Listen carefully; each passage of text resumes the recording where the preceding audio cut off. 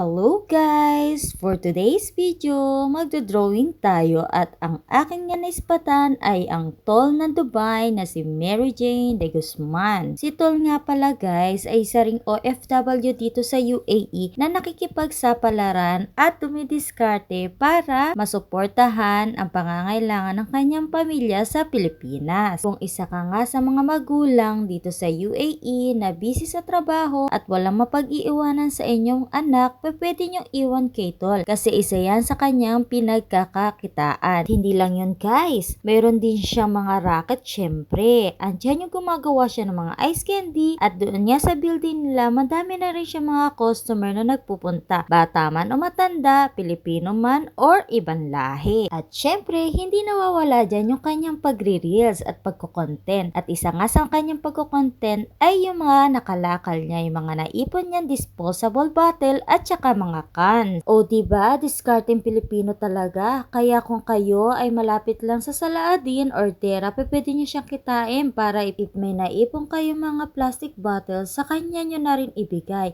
At hanggang dito na nga lang po, huwag nyo na rin kalimutan i-follow ako, share and like this video. Thank you so much!